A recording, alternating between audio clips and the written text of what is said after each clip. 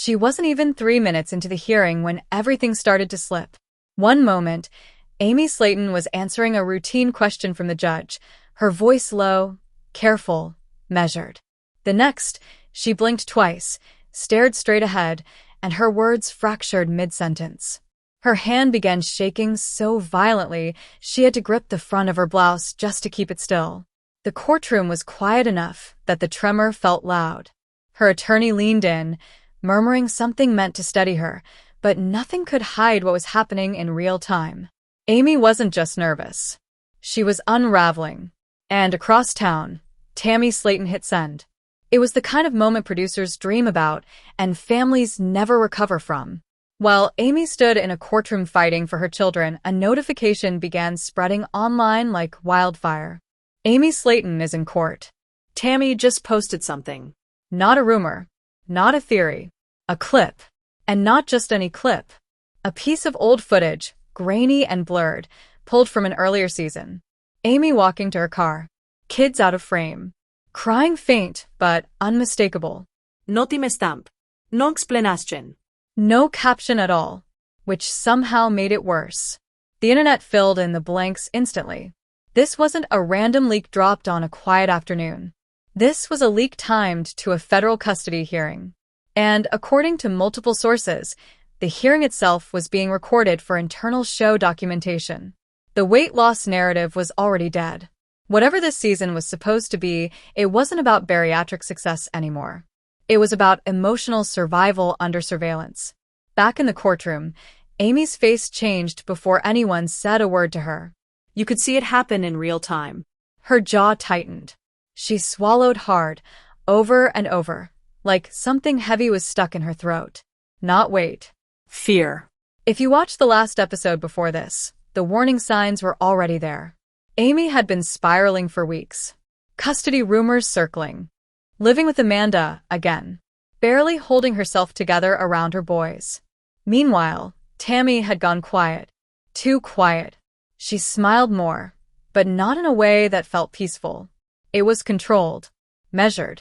Chris dodged questions from producers about off-camera contacts. Amanda kept trying to mediate, begging everyone to slow down, to stop pushing. But the calm never came. Behind the scenes, producers whispered about leaks. Some worried this was the moment TLC would finally intervene. But with cameras already rolling and a court session being documented, nobody knew where the line was anymore, or if it even existed. Nothing cuts deeper than betrayal delivered with perfect timing. The judge hadn't even reached witness questioning when Amy's moment came. She wore black. Not for drama. Not for attention. Just plain black. A loose-fitting dress, clean but creased at the waist where she'd been fidgeting. Her hair was pulled into a low ponytail. No makeup. Not a statement, just the result of another sleepless night. She clutched a blue folder with both hands. The edges were bent, the papers inside worn thin from being handled too many times. Her eyes never settled. Not on the judge. Not on the cameras. Not even on herself. Then the judge leaned forward. "Miss Slaton," he said calmly, "what would you say has changed in your home that makes it safer now than it was 6 months ago?" Time slowed to a crawl. Amy froze. Not because she didn't have an answer, but because she knew every word would be dissected, clipped, and turned into headlines before the gavel ever touched wood. She tried to speak. Her throat caught. A quiet, well, I escaped before she stopped again. Her attorney nodded gently, urging her forward. She swallowed and began listing routines. Wake-up times. Laundry schedules. Not letting calls go to voicemail anymore. Checking baskets every Sunday. Tiny details. But to her, they mattered. They were proof she was trying. The problem was that when you're filmed, sincerity sounds performative. And the internet doesn't forgive visible panic. While Amy answered questions, her sons were home with Amanda.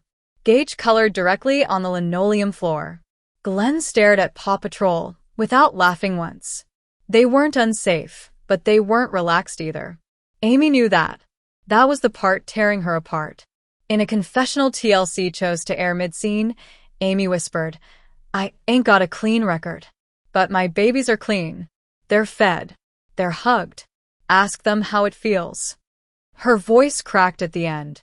Her hand trembled, reaching for a tissue. She wasn't crying yet, but she was standing on the edge of it. The camera pushed closer. Too close. You could see her blinking faster, working to hold herself together. Real emotion, but also real editing. The silence stretched just long enough to feel invasive. Then the footage cut hard. 2 seconds. Grainy. Surveillance style. Clearly old. Amy walking toward her car. Faint crying. No context. Amy's head snapped toward her attorney. Her eyes widened. Not shocked that the clip existed, but stunned that it was being used now. Here. Like this. The judge asked where the footage came from. The show cut away. I thought that part wasn't public, Amy said quietly in her reaction confessional. She was being cornered by her own past. Her own show. Possibly even her own network. Lawyers began arguing privacy, admissibility, breach. Amy stayed still, blinking rapidly, like she was trying not to leave her body. Her phone vibrated once inside her bag. A new comment. Tammy had posted again. Across town, Tammy didn't hesitate. She didn't blink. She didn't ask forgiveness. She sat in her bedroom under the cold blue glow of her laptop and uploaded content she'd been sitting on for months. This wasn't rage. This was strategy. People remembered impulsive Tammy, explosive Tammy. But this version was quiet, controlled. The kind of calm that comes right before something irreversible. She hadn't gone public randomly. She waited, watched, played nice. Let everyone believe she was still healing, still the underdog. What changed wasn't just her body. Losing 500 pounds shifted her position in the family. She wasn't stuck anymore, in any sense. The clip she released wasn't even the worst one she had. That was the scariest part. It wasn't an attack. It was a warning. And by the time fans flooded Amy's support pages asking if it was real, the rest of the family finally understood. This wasn't mess. This was movement. The warning landed harder than any scream ever could. By the time Amy's hearing adjourned for a brief recess, the clip Tammy posted had already been sliced into dozens of edits. Some slowed it down. Some zoomed in. Others added captions Amy never said. Context dissolved instantly. That was the rule of the internet. The first version might hesitate, but the copies never do. Amy sat motionless on the hard wooden bench outside the courtroom, hands folded so tightly together her knuckles had gone pale. Her attorney paced in front of her, phone pressed to his ear, voice low and clipped. Words like breach, unauthorized release, and chain of custody floated past her without landing. All she could hear was the echo of crying from that old clip, looping in her head until it felt like it was coming from inside her chest. She pulled her phone from her bag, knowing she shouldn't, knowing nothing good lived there anymore. Notifications stacked on top of each other, so fast the screen lagged. Mention. Tax. Messages. Some supportive. Many not. A few asking outright if she deserved to lose her kids. Her hand shook again. This time she didn't try to hide it. Amanda texted first. You okay? I got the boys. They're fine. Amy stared at the message longer than necessary, then typed back, don't let them see the comments. She didn't say don't let them see me like this, but that was what she meant. Inside the courtroom, producers huddled quietly near the back wall. No cameras were obvious, but everyone knew where the lenses were hidden. Someone whispered that legal was furious. Someone else said ratings would explode. Nobody said the word family. When the hearing resumed, Amy answered mechanically. Yes or no. Short sentences. She avoided open-ended explanations. Her attorney guided her gently, like someone leading a person across ice that could crack at any moment. But the damage was already done. The judge had seen the clip. Whether it would be admitted officially or not almost didn't matter. The seed had been planted. When it finally ended for the day, Amy walked out without speaking to anyone. No statement. No tears for the cameras. Just a stiff nod and a straight line to the car. The air outside felt too loud, too bright. She sat behind the wheel for a full minute without starting the engine. Then her phone buzzed again. A private message. No profile photo. No name. That's not even the bad one. Amy dropped the phone into the cup holder like it burned her. Across town, Tammy refreshed her page once, then closed the app. She didn't need to watch the numbers climb. She could feel it. The shift. The gravity moving. Producers asked her to film a confessional almost immediately. She agreed, which surprised everyone. Usually she pushed back, delayed, demanded breaks. This time she showed up early. Her room was unnaturally tidy. Candeli.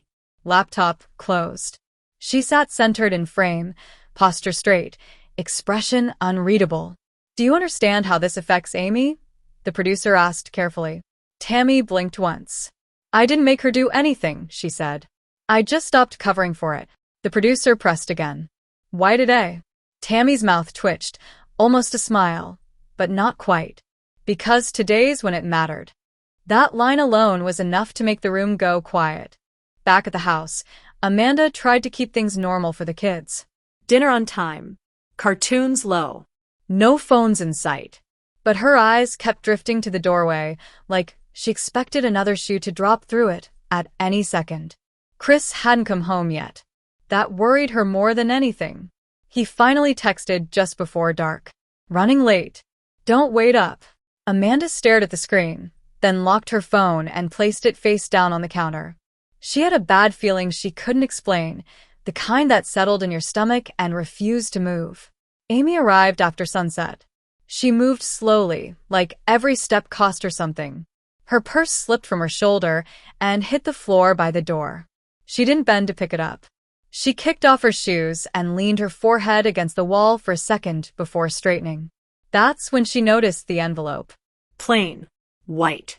Folded once. No name. No stamp. Half tucked under the edge of the rug like someone had wanted it found, but not immediately. Her heart started racing. She picked it up, turned it over, felt the weight of paper inside. Not thick. Not thin either. Enough to matter. She didn't open it. Instead, she set it on the counter and walked into the living room where Amanda was sitting with the boys. Gage looked up first. "Mommy," he said, like he wasn't sure if she was really there. Amy smiled automatically and crossed the room, pulling both boys into her arms. She breathed them in. Their shampoo. Their warmth. Proof she still existed outside of clips and captions. "I'm okay," she lied softly. Dinner that night felt staged, even without cameras. Everyone sat where they usually did, but nobody ate much. The air was thick, heavy with things unsaid. Tammy arrived last, unbothered, phone face down on the table. She didn't look at Amy when she sat. Chris finally walked in 10 minutes later, eyes tired, shoulders tense. He took in the room in one glance and knew immediately something had shifted. Halfway through the meal, Amy stood. She picked up the envelope from the counter and brought it with her, placing it gently on the table next to her glass. Nobody asked what it was. Nobody needed to. "You knew I was in court," Amy said quietly, staring straight at Tammy. "You knew." Tammy didn't flinch. "I knew you were there," she said. "I didn't make the judge see anything. You posted it anyway." "I didn't lie." Amanda slammed her fork down. "This is not helping. Any of it." Chris cleared his throat. "Can we not do this right now?" That was the wrong thing to say. Amy's voice rose, raw and shaking. "You want me to lose my boys?" Tammy finally looked at her. Calm. "Steady. I want the truth out." "Selective truth," Amy shot back. Before Tammy could respond, Chris's phone buzzed. He glanced at it, then froze. A new clip was circulating. Longer this time. Same footage, extended. And at the end, Chris, talking to someone outside a restaurant. Subtitles added, "Real or not." "Don't tell them yet," the caption read. "Let me spin it first." Silence fell like a dropped plate. Chris locked his phone without saying a word. That silence said more than any denial could. Amanda pushed her chair back, so hard it scraped the floor. "We used to protect each other," she said, voice breaking. "Now y'all timing betrayals like uploads." Gage started crying. Glenn followed. Amanda scooped them up immediately, whispering apologies as she carried them out of the room. Amy sank back into her chair, hands covering her face. I don't even know what's real anymore, she whispered. I read comments to figure out my own life. Tammy stood slowly. You're mad because you're not in control. The lights flickered once. The next morning, the house felt hollow. No one spoke. The envelope still sat unopened on the counter. When Amy finally picked it up again, her hands were steadier. She opened it, and everything changed. Amy didn't open the envelope all at once. She slid one finger inside first, slow, like the paper might bite her. Then she pulled the contents out carefully and laid them flat on the counter. A screenshot. Then another. Printed emails. Metadata timestamps in tiny gray font she barely understood, but instantly recognized as important. At the top of the first page was a familiar internal label. Episode Archive. Post-production server. And beneath it, a name she hadn't expected to see so clearly. Chris. Amy felt something go still inside her. Not break. Not shatter. Just lock. This wasn't speculation. It wasn't fandom guesswork or internet spin. These were internal records. File transfers. Dates. Times. A trail. Whoever slipped this envelope under her door hadn't done it to scare her. They'd done it to inform her. Careful. The handwriting on the outer flap had said. She finally understood why. The house was quiet. Too quiet. Tammy's door was closed. Amanda hadn't come down yet. Chris was gone again. Early, no explanation. The boys were still asleep, their soft breathing the only sound grounding Amy in something real. She sat at the table and stared at the papers until her coffee went cold. This wasn't about Tammy alone. Tammy was loud, visible, easy to blame. But Tammy hadn't pulled these files. She hadn't had access to the post-production backups. Someone else had opened that door. And now Amy knew who. Her phone buzzed. Unknown number. You got it? Amy stared at the message for a long moment before typing back. Yes. 3 dots appeared. Disappeared. Then another message. Then you know this isn't random. And you know you're running out of time. Amy locked her phone and leaned back in the chair, closing her eyes. Her heart wasn't racing anymore. That scared her more than the panic had. Calm, she realized, could be its own kind of danger. Later that morning, producers arrived earlier than scheduled. No one said why, but the energy was different. Tighter. Less friendly. Legal had clearly been on the phone. They asked Amy how she was feeling. I want the cameras off, she said flatly. They exchanged looks. One of them nodded. We'll step back for a bit. Not stop. Just step back. Tammy, meanwhile, was already filming. Her confessional that day was shorter than usual. She sat stiff, hands folded, eyes focused somewhere just past the lens. I'm not trying to hurt anybody, she said. I just can't carry secrets that ain't mine anymore. When asked about the timing, she paused longer than before. Sometimes, she said slowly, things come out when they're meant to. The producer didn't push. But the silence after that answer lingered uncomfortably. Online, the story was mutating again. Fans split into camps. Team Amy. Team Tammy. Others dragging Chris into it with speculation and side-by-side screenshots. Blogs started using words like coordinated and internal leak. Someone even floated the idea of network involvement. TLC released no statement. That silence spoke volumes. By early afternoon, Amy's attorney called. We need to talk, he said. Now. She drove alone to his office, the envelope riding shotgun like a passenger she couldn't ignore. Every red light felt longer than the last. She kept thinking about the judge's question from the day before. What's changed in your home? Too much. Her attorney didn't waste time. He spread the papers across his desk, scanning quickly, then slower. This is serious, he said finally. If this is accurate, it suggests internal access. That changes things. Can it help me? Amy asked quietly. He met her eyes. It can explain motive.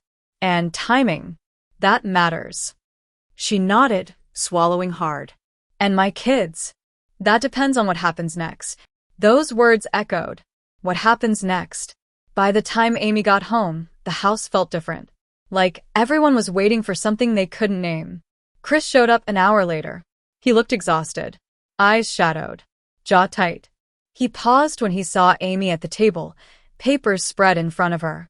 For a moment, neither of them spoke. Then Chris sighed and sat down heavily across from her. So, he said, "You got it." Amy didn't raise her voice.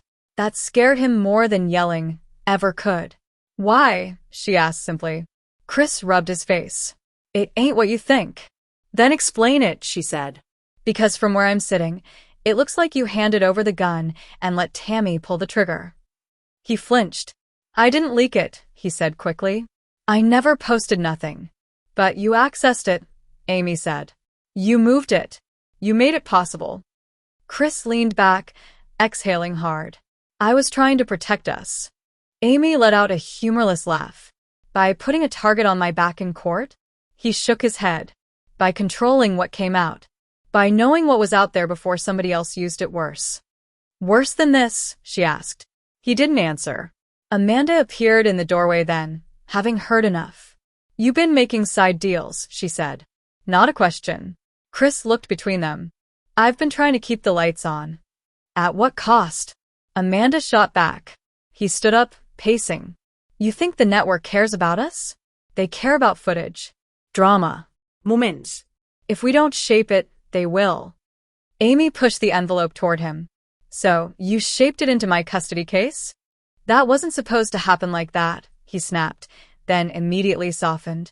"I didn't know Tammy would post it then. But you knew she had it." Silence. That was answer enough. Upstairs, a door closed softly. Tammy had been listening. She didn't come down. She didn't need to. The damage was already layered thick enough. That night, Amy lay awake long after the house settled. Her phone buzzed again. Unknown number. 3 days, the message read. "That's all you've got." Then another. "Tell it yourself. Or I will." Amy stared at the ceiling, heart steady, mind racing. For the first time since this started, she wasn't thinking about Tammy. Or Chris. Or even the network. She was thinking about choice. The next morning, she packed a small bag. Not to run. To prepare. Whatever was coming next, she knew one thing for certain. Someone was about to walk away. And it might be her. Amy didn't tell anyone she was leaving the house that morning. She moved quietly, like the walls themselves might tattle. Folded clothes went into the bag without order. Pajamas mixed with jeans, one clean hoodie, the boys' favorite stuffed animals tucked in last. Not as an escape, not yet. More like insurance. The kind you hope you never need, but feel reckless without. Her phone stayed face down on the counter. She didn't trust herself not to check it again. Outside, the air felt heavier than it should have. Kentucky mornings were usually soft, forgiving. This one wasn't. Even the birds sounded cautious. Amanda noticed first. "You going somewhere?" she asked from the doorway, trying to keep her voice neutral. Amy paused.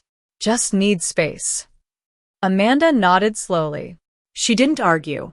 That was how bad things were. No one tried to stop anyone anymore.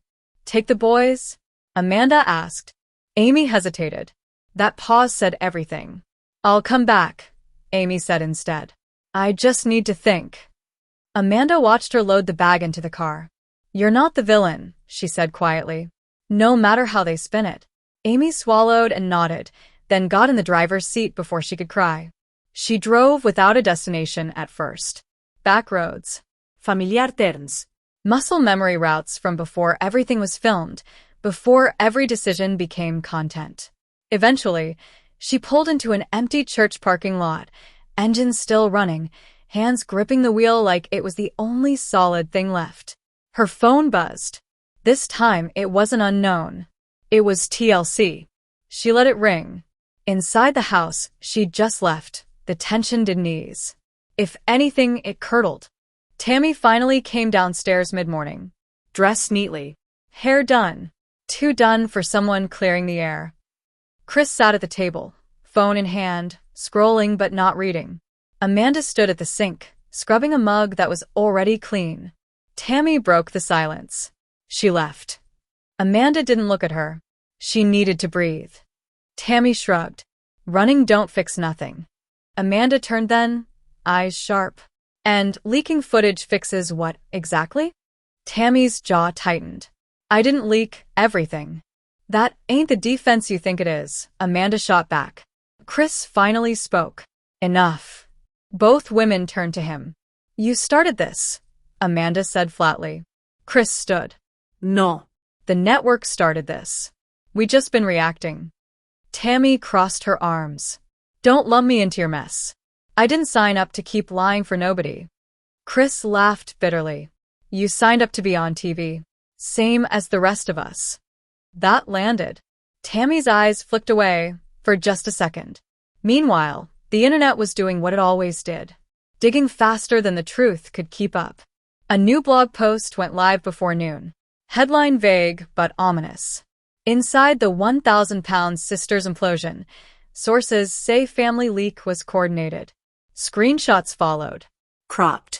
Zoomed. Red arrows. A timeline fans built themselves. Chris's name appeared more often now.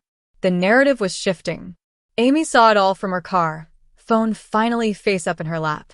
She didn't flinch this time. Another message came in. Unknown number. They're turning on him now. Just like you knew they would. Amy typed back slowly. Who are you? The response came almost immediately. Someone who's tired of watching this family eat itself for ratings. Her chest tightened. Then stop it, Amy typed. Stop pushing. 3 dots. A pause. I can't. But you can. She closed her eyes. Back at TLC, emergency meetings were stacking. Legal. PR, production. Everyone talking over each other.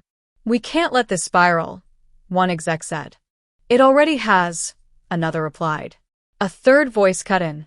If Amy walks, we lose the spine of the show. And if we push her, someone else added, we lose everything. No one said the word lawsuit out loud. They didn't need to. By afternoon, a producer reached out to Amy directly. We need to talk. Off camera. Amy stared at the message, then replied with one line. No more surprises. They agreed to meet somewhere neutral. No mics. No cameras. A diner just off the highway. Amy arrived early. Sat in a booth facing the door. Habit now. Control what you can. The producer slid in across from her 10 minutes later. No clipboard. No smile. I'm not here to pressure you, he said quickly. I swear. Amy raised an eyebrow. That's new. He sighed. We're in damage control. For who? She asked. He didn't answer right away. That was answer enough. I want my kids off limits, Amy said.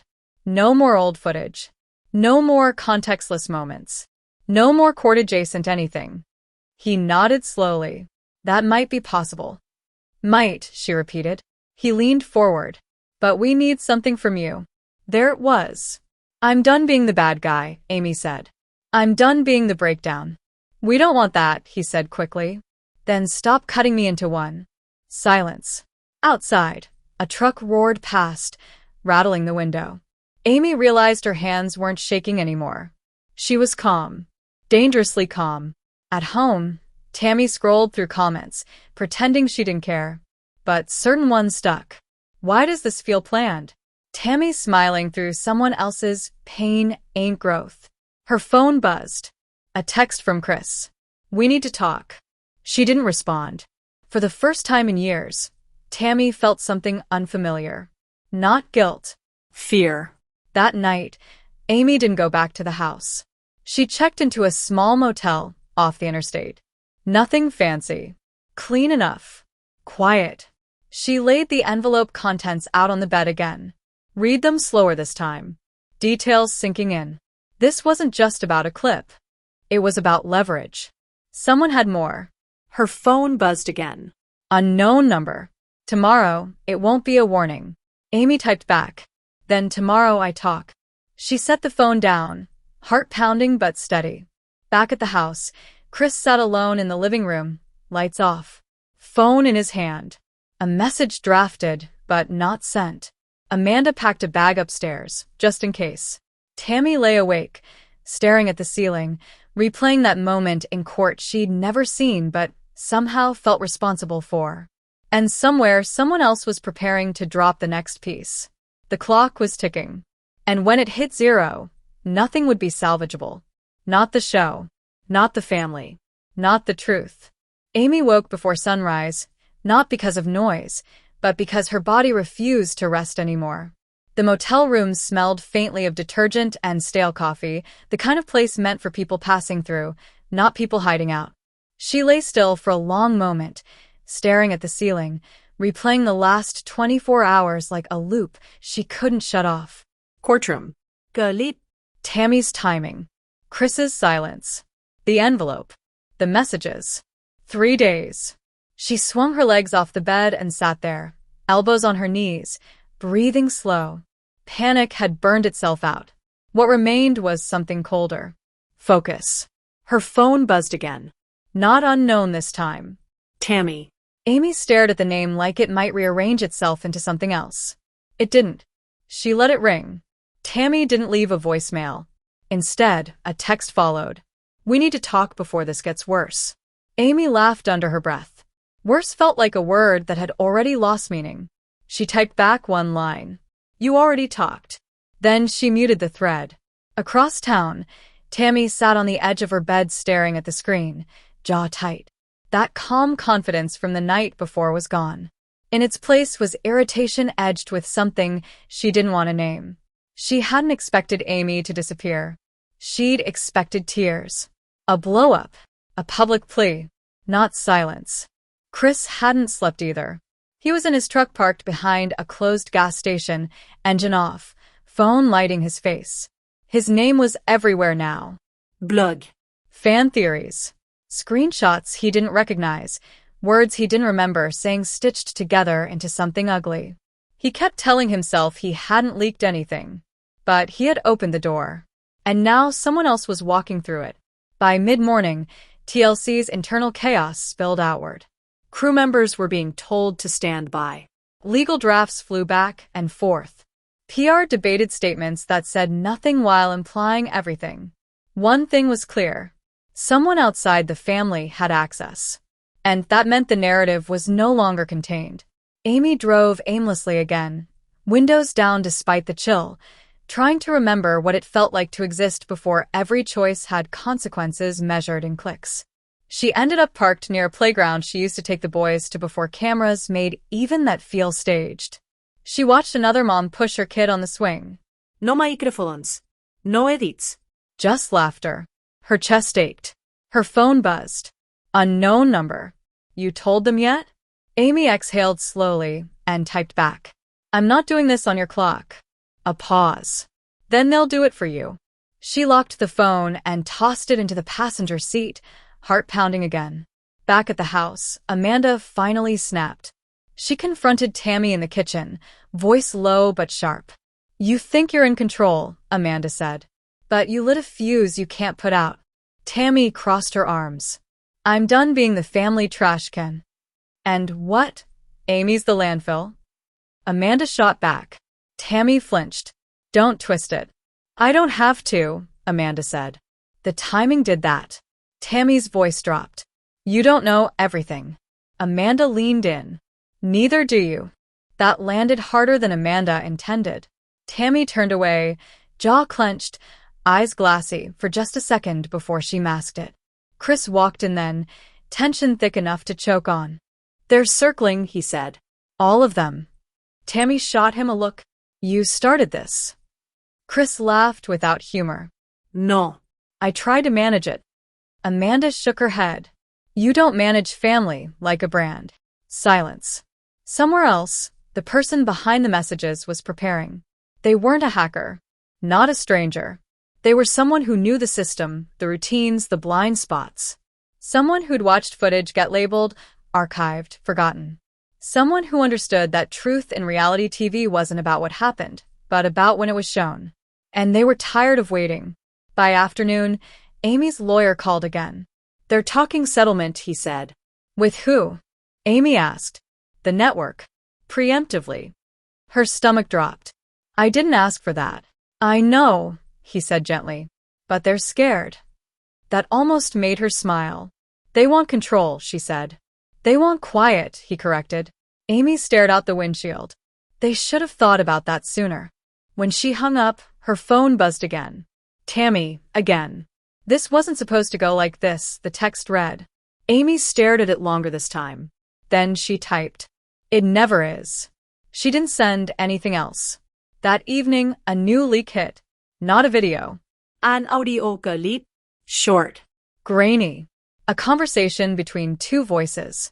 One unmistakably Chris. The other distorted, but calm.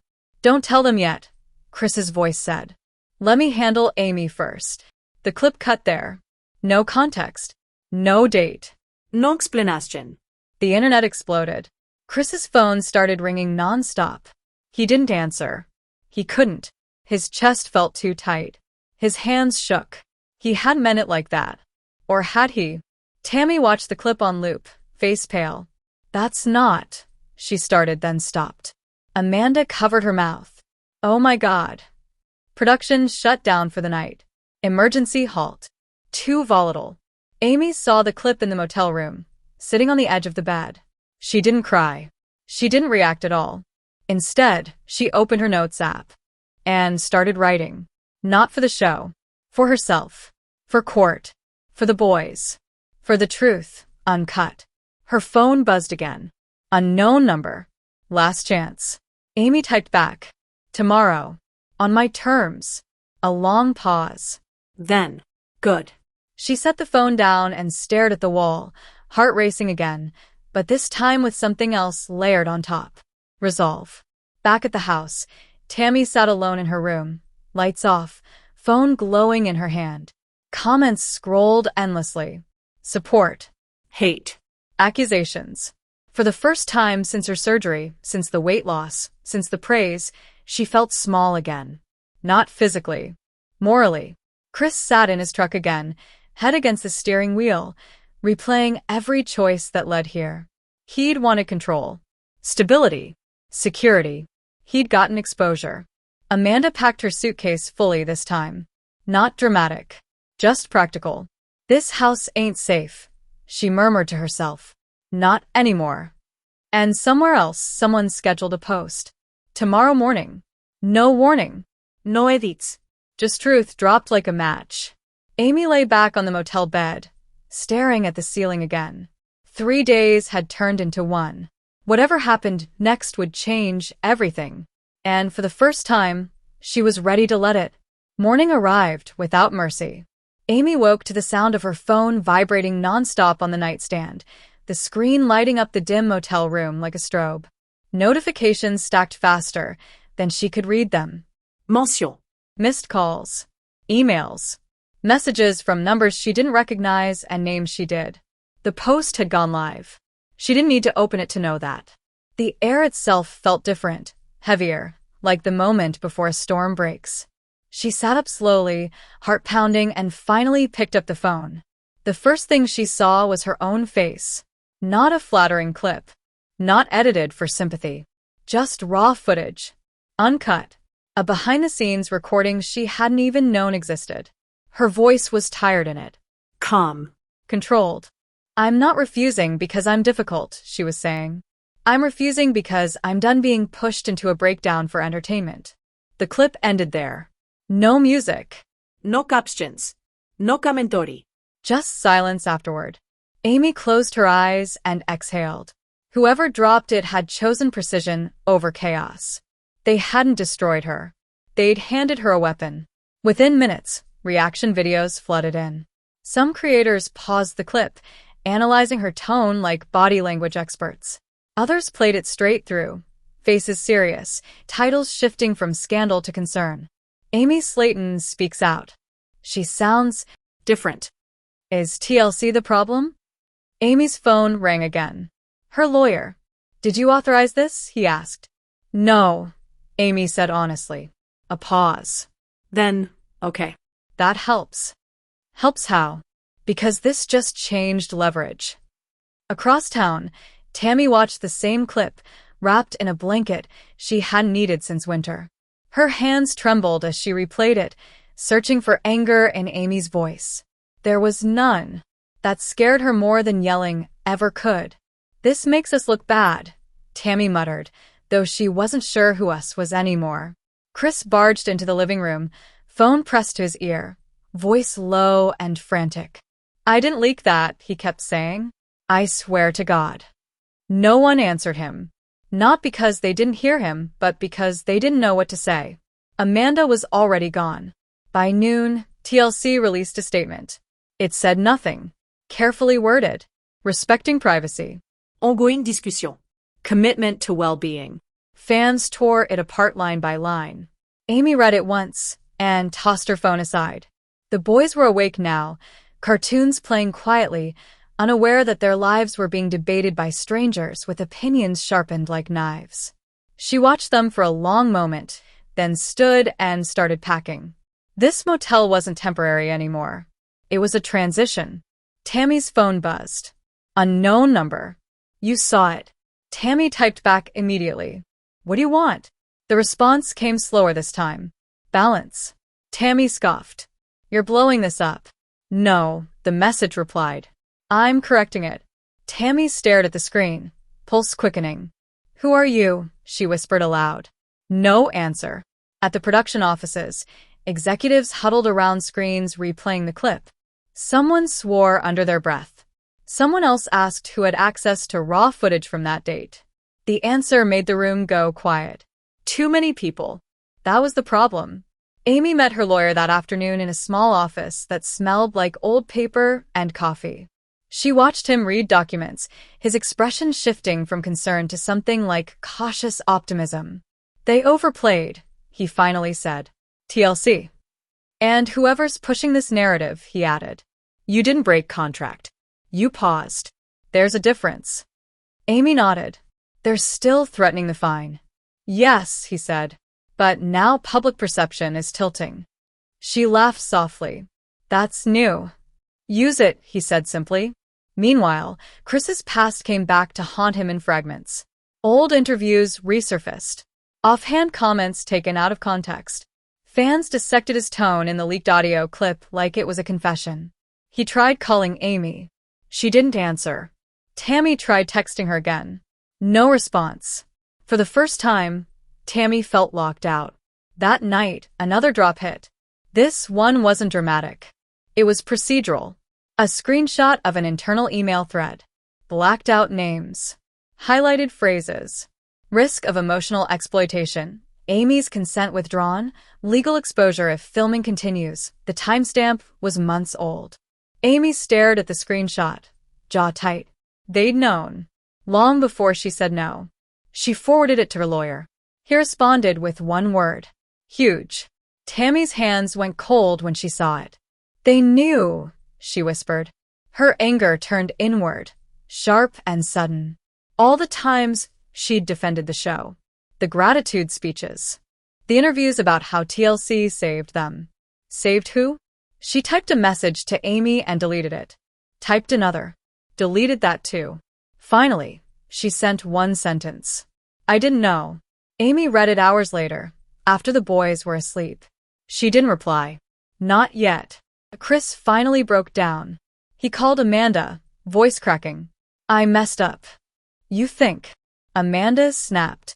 I was trying to protect us. You protected the brand, Amanda said. There's a difference. Silence.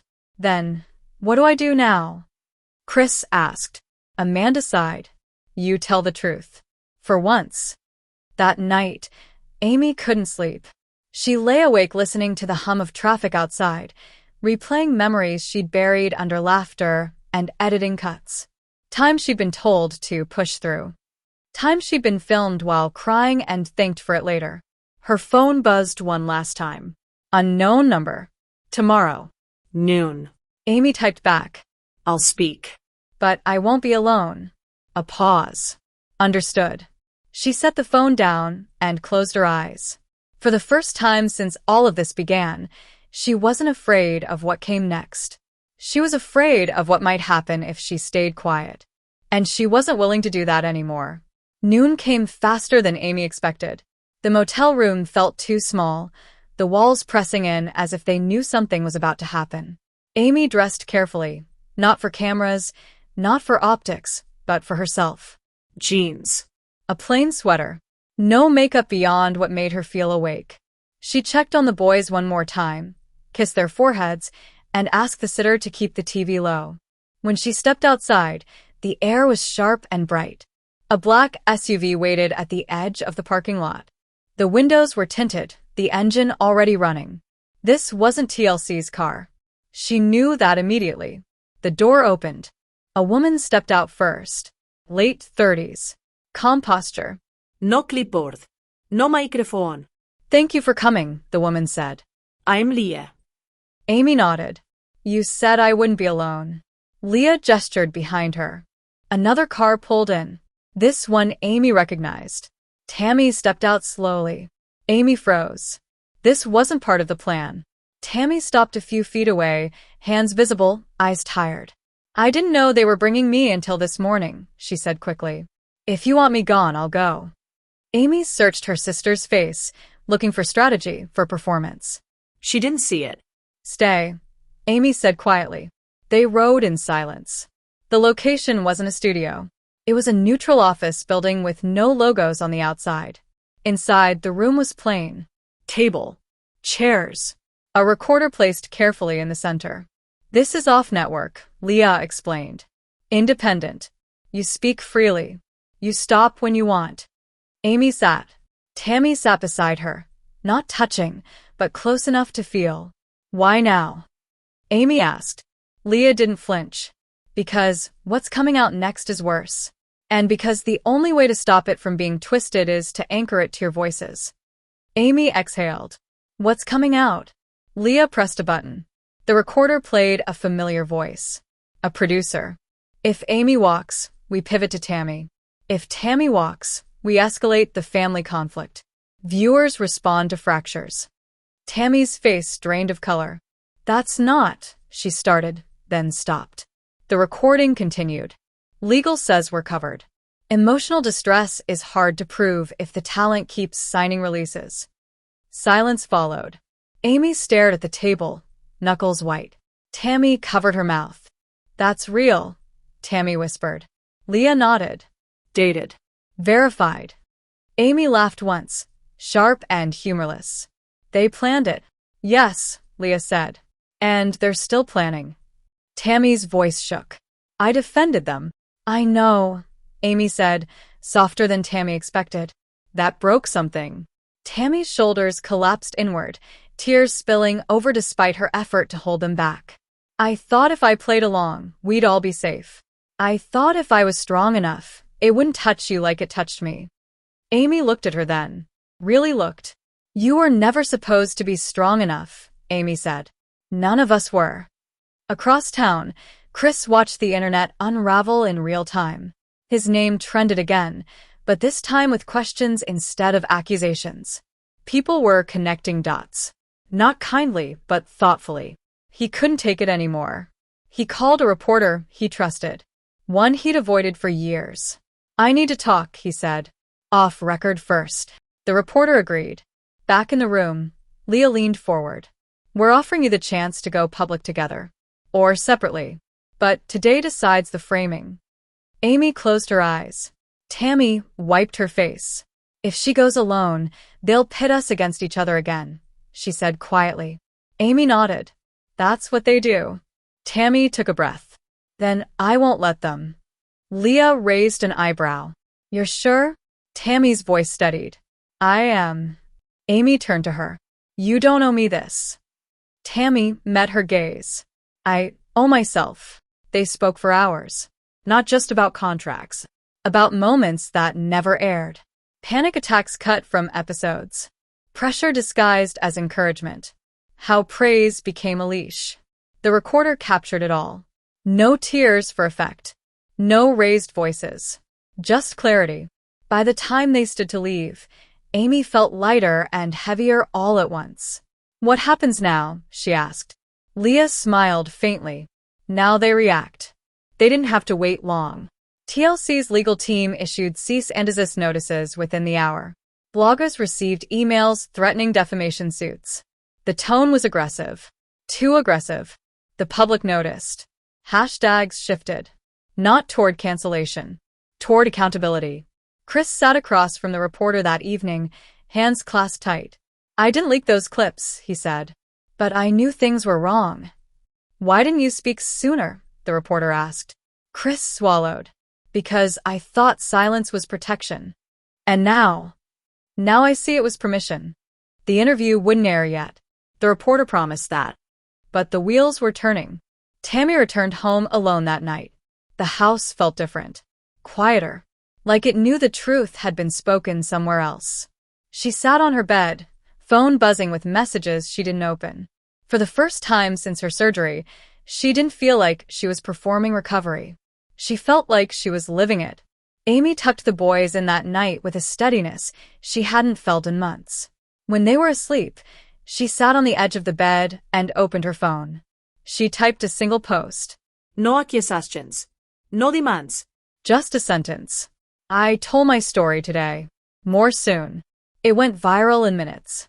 Support poured in. Stories from other reality stars. From crew members. From viewers who recognized themselves in the pressure to perform pain. Amy watched it all quietly. For once, she didn't feel watched. Somewhere in a conference room, executives argued late into the night. Damage control strategies collapsed as fast as they were proposed. The old tactics didn't work when the narrative wasn't sensational. It was human. And then the final blow landed. A former producer went live. Not anonymously. Face on screen. Name attached. "I can't stay quiet anymore," they said. What Amy and Tammy described is accurate. And it's not isolated. The video spread like wildfire. Amy closed her eyes when she saw it. This was bigger now. Tammy called her. Amy answered. "We did the right thing," Tammy said, voice steady. Amy nodded, though Tammy couldn't see it. "Yeah, we did." Outside, the night stretched on, heavy with consequence. Nothing would go back to how it was. But for the first time, that didn't feel like a loss. It felt like a beginning. Morning didn't bring relief. It brought confirmation. Amy woke to her phone vibrating nonstop on the nightstand, not with panic this time, but with weight. Messages stacked on messages. Missed calls she didn't answer yet. She lay there for a moment, staring at the ceiling, listening to Glenn breathe softly in the crib across the room. Gage stirred beside her, one arm flung over her waist like he knew she needed anchoring. For the first time in weeks, Amy didn't feel like running from the noise. She felt ready to face it. She checked one notification. A headline. Former TLC producer confirms systemic manipulation on 1000 LB sisters set. She swallowed hard. This wasn't gossip anymore. This was corroboration. Tammy was already awake. She sat at the kitchen table with her laptop open, scrolling slowly, deliberately, like someone reading their own autopsy. Her expression wasn't smug. It was hollow. Amanda finally came downstairs, hair messy, eyes rimmed red. She didn't say anything at first. She poured coffee, leaned against the counter, and stared out the window. "So it's real," Amanda said finally. "They really did that to y'all?" Tammy nodded. "Yeah." Amanda exhaled sharply. "I try to hold it together for everybody. Thought if I stayed neutral, it'd blow over." Amy joined them, pulling her sweater tighter around herself. "Neutral don't exist when someone's bleeding," she said quietly. Amanda looked at her, then really looked, and her face cracked. "I'm sorry," she said. "I should have protected you more." Amy shook her head. "You did, just not from the cameras." Across town, TLC's emergency meeting turned hostile. Legal wanted silence. PR wanted apologies without admissions. Executives wanted to know who authorized the old footage pull requests. One name kept surfacing. Not Chris. An executive producer 2 levels above him. Someone who'd been with the show since season 1. Someone who knew exactly where every skeleton was buried. By noon, another shoe dropped. A second crew member spoke up. Then a third. Not all on camera. Some through journalists. Some through lawyers. But the pattern was undeniable. Pressure to provoke. Confessionals res hot until tears appeared. Family members encouraged to be honest, then punished when honesty disrupted storylines. The phrase that stuck? Emotional continuity matters more than emotional safety. That quote trended for hours. Amy sat with her attorney that afternoon, not in fear this time, but in control. Custody updates came in quietly. The judge had ordered a pause on media consideration pending review of the leaks. For the first time, the internet wasn't being treated as evidence against her. It was being treated as contamination. That helps you, her attorney said. A lot. Amy nodded. I never wanted the spotlight. I just wanted it off my kids. Tammy attended a separate meeting. Different lawyer. Different tone. You may be asked to testify, the lawyer said. Tammy didn't hesitate. I will. You know that ends your relationship with the network. Tammy leaned back, steady. That relationship ended when they made me think suffering was the only way to matter. Online, fans split, not into teams but into realizations. Clips were rewatched with new eyes. Scenes once labeled meltdowns now read like breakdowns. Moments that seemed dramatic suddenly looked coerced. People apologized. Publicly. Loudly. Others doubled down, refusing to believe manipulation existed. But the tide had turned. That night, Chris finally resurfaced. He didn't post. He didn't go live. He showed up. At Amy's door. No cameras. No crew. Just him. Amy opened the door slowly. Chris looked smaller somehow. Not physically. Internally. I didn't leak it, he said immediately. But I knew they could. And I didn't stop it. Amy studied him. Why? He swallowed. Because I thought if I stayed useful, I could protect y'all. And did it? Amy asked. Chris shook his head, tears welling. No. Silence stretched between them. Tammy stepped into view behind Amy. Chris looked at her, guilt etched deep. I'm sorry, he said. To both of you. Tammy crossed her arms, but her voice wasn't sharp. Sorry don't undo contracts. No, Chris said. But it might start honesty. Amanda hovered in the background, arms wrapped around herself. Sit down, Amy said finally. They talked for hours. No shouting. No theatrics. Chris admitted what he knew, what he didn't, what he'd suspected but never confirmed. He handed over emails, messages, names. Not to be dramatic. To be done. By midnight, the family was exhausted in a way that felt clean. Not drained. Purged. Amy stood alone on the porch after everyone left, the night air cool against her skin. She scrolled one last time before bed. A new post from Tammy. No clip. No receipts. Just words.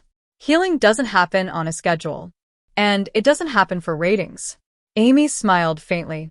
Inside, her boys slept peacefully. Somewhere else, lawyers prepared statements.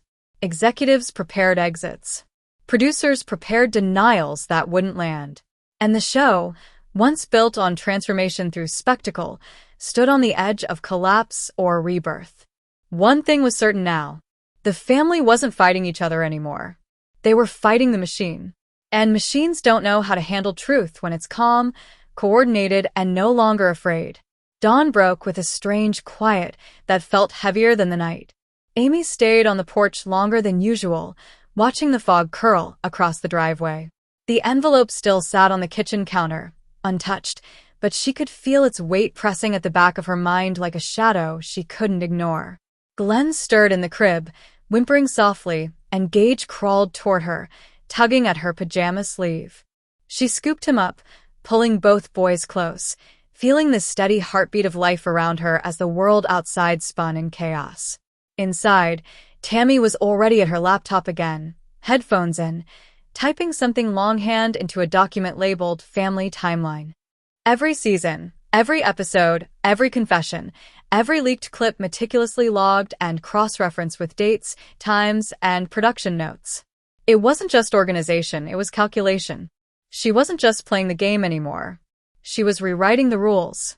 Amanda appeared at the doorway, holding 2 cups of coffee. She looked drained, eyes hollow from too many sleepless nights. You guys, she said softly, this is bigger than I thought. Way bigger. Her gaze flicked between Amy and Tammy, then down at the boys. And it's not just leaks anymore. There are contracts, there's manipulation, some of this could actually be illegal. Amy set the boys down, their tiny hands gripping hers as they shuffled toward the living room. I know, she said, voice low but firm. I didn't realize how deep it ran. Chris hadn't surfaced yet. Not a text, not a call, nothing. The house felt suspended in tension, like everyone was holding their breath, waiting for the next move. The leaks hadn't stopped, even overnight.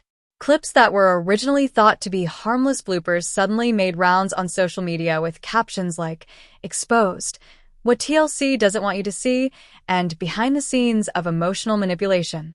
The family's private pain was now public currency, traded, dissected, and debated online by strangers. Tammy looked up from her laptop, eyes sharp. This is what I was talking about. It's systemic. And it's only going to get worse if we don't take control. Amy flinched at the word control. The past week had taught her how fragile it really was. How, she asked. Everything we do is documented, filmed, or leaked. How do we control this? Tammy leaned back, eyes narrowing. We control what's real. We control what we say. We control each other. Not to manipulate, but to protect ourselves. If we don't, the cameras and the leaks will decide for us. Amanda shivered slightly, the enormity of the statement sinking in. And Chris, she asked, hesitant. Where does he fall in all this? Amy didn't answer immediately. She looked at the boys, then at Tammy. He's complicated, she said finally. He's still family. But he's lost his way in all this. Or maybe he never had it. By mid-morning, a new notification blinked on Amy's phone. A lawyer from the custody case had sent a confidential message. New evidence may be admissible if leveraged correctly. We need to strategize. Her hands trembled slightly as she read it. Tammy noticed but didn't comment. She had her own phone buzzing. A separate message from a fan journalist tipped off about the systemic leaks. Tammy ignored it. That was part of her plan now. Observation, not reaction. The conversation among the siblings was quiet but loaded. No yelling. No accusations. Just facts. What had been done, what had been leaked, what needed to be addressed. And for the first time in months, the focus wasn't on who was right or wrong, but on survival. Later, producers reached out. Multiple calls, emails, and texts. They wanted statements, reactions, and, of course, footage. Amy ignored them. Tammy ignored them. Amanda responded minimally, carefully. It was a delicate dance. Acknowledge too much and give them leverage, too little and risk being cut from the narrative entirely. Around lunch, Chris finally arrived, unannounced. His presence was quiet but heavy. No cameras. No entouraje. Just him, walking through the door with his hands in his pockets, face tight. I've been talking to a lawyer, he said quietly. We might have leverage if we handle this right. Amy raised an eyebrow. Leverage? Or are you trying to clean your own hands? Chris held her gaze. Both. Maybe neither. I'm trying to fix what I can. Tammy didn't say anything at first. Her eyes scanned him. Then slowly, she sat down at the kitchen table. The problem, Chris, is trust. You lost it when you stayed silent. When you let them manipulate us. When you let them leak without consequences. You need to understand that this isn't just about us. It's about the kids. It's about reality. It's about control. If you don't get that, nothing fixes itself. Chris exhaled, finally lowering his gaze. I know I messed up. Amy's phone chimed again. Another leak. This time, it was a 20-second clip of her in a past episode, a moment where she'd confessed a panic attack during a filming day. The clip circulated with captions insinuating neglect, manipulation, and instability. Amy felt her stomach tighten. For a moment, all the strength she had been gathering slipped away. But Tammy, sitting beside her, didn't flinch. She closed her laptop slowly and looked at her sister. You've got this, Tammy said. We've got this. Together. Amanda glanced between them, tears forming. I think we finally see it. Not the show. Not the drama. But each other. The day progressed with tense planning sessions. Lawyers coordinated strategy. Media consultants drafted statements without revealing too much. Producers reached out repeatedly, but the siblings refused to play along. Each small victory felt monumental. By evening, the atmosphere shifted slightly. It wasn't peaceful, but it was stable. The kids played on the floor while Amy finally opened the envelope that had been under her door for days. Inside were screenshots of conversations, timestamps, and evidence of the production team's manipulations. Reading through them, Amy's face hardened. The truth was ugly, and it hurt. But it also empowered her. Now she had proof, not just gut feelings, not just whispers from family, but concrete evidence of what had been happening behind the cameras. Later, Tammy posted one simple statement online. No clips, no screenshots, just text. We are reclaiming our story. Not for ratings. Not for fans. For us. The response was instantaneous. Thousands shared, commented, and supported. Some skeptics remained, but the tide had begun to shift. As night fell, the house felt different. The cameras were still rolling, the producers still watching, but something had changed. The siblings weren't reacting anymore. They were anticipating, controlling, and reclaiming. Amy tucked her boys into bed, feeling the weight of the day begin to lift slightly. Tammy checked in from the office. Amanda disappeared briefly into the laundry room to gather her thoughts, and Chris finally joined them at the table, silent but present. For the first time in months, it felt like a family, not fractured, not weaponized, not dictated by edits and leaks, but still fragile, still wary but aware. The night ended with a quiet understanding. The real battle wasn't with each other anymore. It was with the system that had exploited them. And tomorrow, everything would change. The morning arrived with a sharp clarity, the kind that hits after a storm, leaving the air crisp and heavy with expectation. Amy woke first, still feeling the weight of the previous week pressing against her chest. The envelope, now emptied of its contents, had been set aside on the kitchen counter, its information absorbed, its implications understood. She traced the edge of the envelope absent-mindedly, thinking of the lines between truth and performance, between public perception and private reality.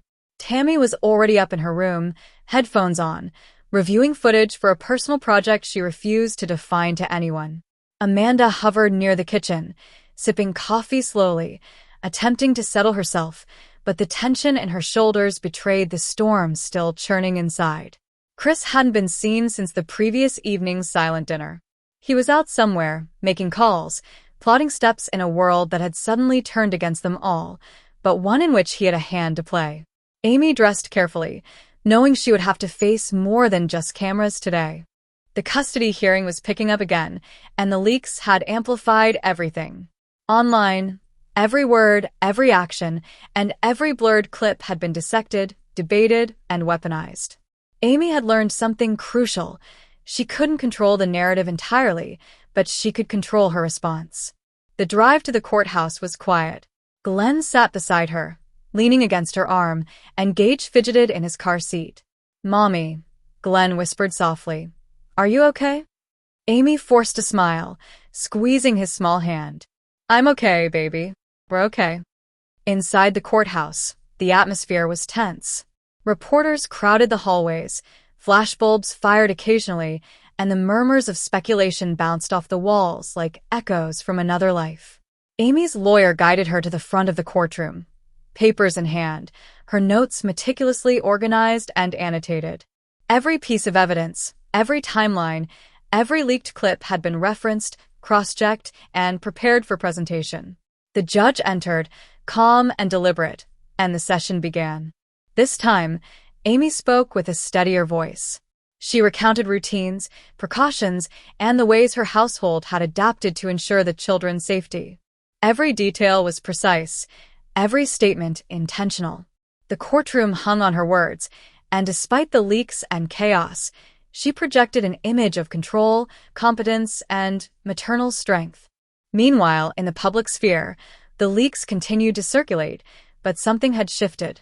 Tammy's calculated message online had reframed the narrative.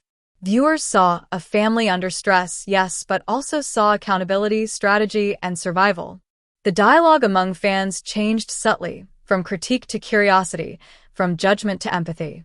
Back at home, Amanda and Chris monitored live updates, texts, and social feeds.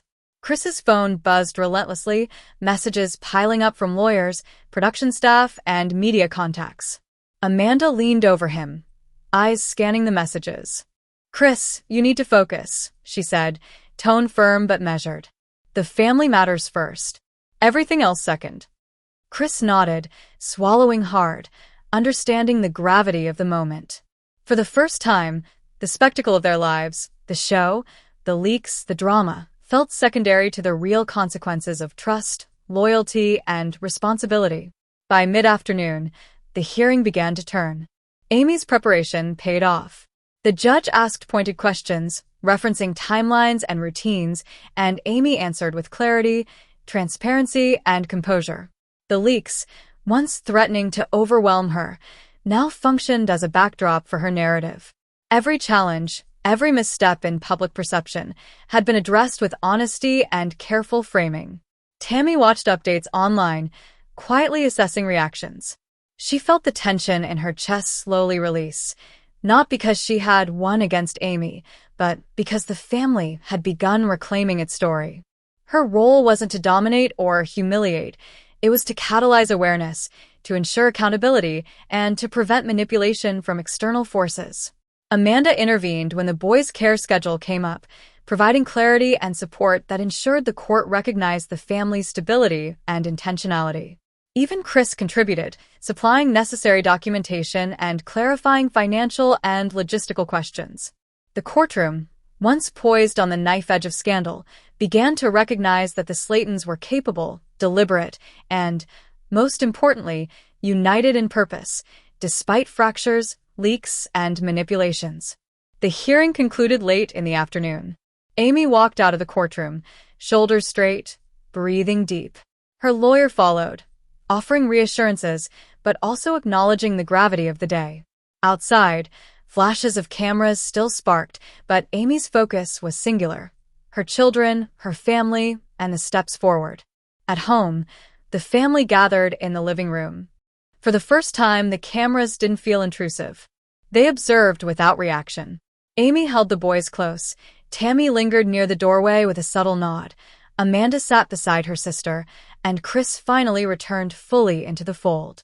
There were no grand speeches, no declarations of victory, just a quiet understanding. The envelope, once a symbol of secrecy and manipulation, now lay empty, a reminder of past vulnerabilities transformed into lessons learned. Tammy finally spoke, voice soft but firm. "This isn't about revenge. It's about clarity. It's about showing up, not just for the cameras but for us. We've survived chaos, leaks, and public scrutiny. Now we move forward." Amy nodded, eyes glistening but strong. "Forward," she echoed. "Together." Amanda placed a hand on both sisters' shoulders.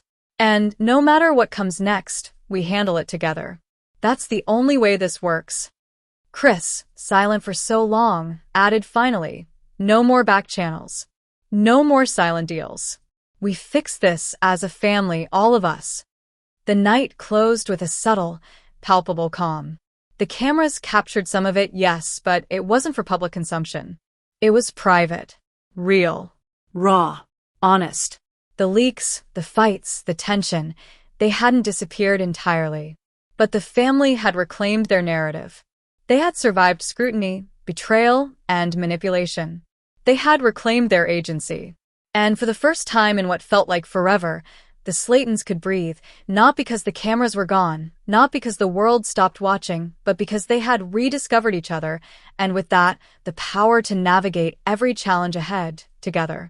The season ended not with a dramatic confrontation, but with resilience, a quiet, enduring strength that spoke louder than any clip, any leak, or any headline ever could.